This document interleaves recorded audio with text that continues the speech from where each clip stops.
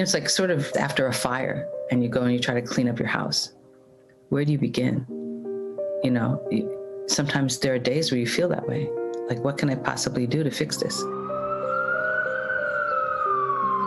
For almost a year now, our frontline healthcare workers have been pushed well beyond their limits, often forced to make impossible choices. We made decisions on who would live and who would die. In the emergency room, we're taking care of 11, 12 patients at a time, when you really should be taking care of 4 or 5. You're allowing people to remain in a suffering state because you simply can't get to them. The feeling of helplessness, overwhelming. I could literally cry talking about it. But I knew at some point that this 87-year-old grandma who might have the biggest loving family at home, I knew she was coming to this hospital with the coronavirus and, ultimately dying alone. All this, coupled with chronic understaffing and a lack of institutional accountability, is what some nurses say leads to burnout. I am not a robot. I am a nurse. A Penn LDI study that looked at hospital understaffing in New York and Illinois found that, quote, each additional patient per nurse was associated with significant increases in the odds of nurses reporting poor outcomes, including job dissatisfaction, intent to leave their job, and high burnout. And in many hospitals, all of that is already happening. I personally have lost at least 6 RNs over the last calendar year. And some RNs I know personally that have left bedside without even a job lined up. Simon Tang is one of those nurses, leaving his job at a New York City hospital after more than a year there. The worst part is that we were just consistently critically understaffed.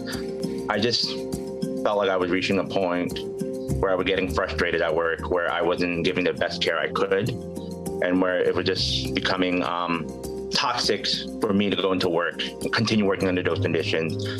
So I made the decision to leave. At times, the situation is so dire for these nurses that they choose to protest their assignment, meaning that they physically carry out their duties, but document that they do not feel they can adequately complete their jobs. Think about that, a profession where you have to fill out something every day that says you're protesting your assignment, because it's sort of sharing liability. Look, I know I can't do this job right, so I'm filling out this form to let you know I can't do this job. Those protest of assignment forms, have those been in place since before COVID? Oh, yeah.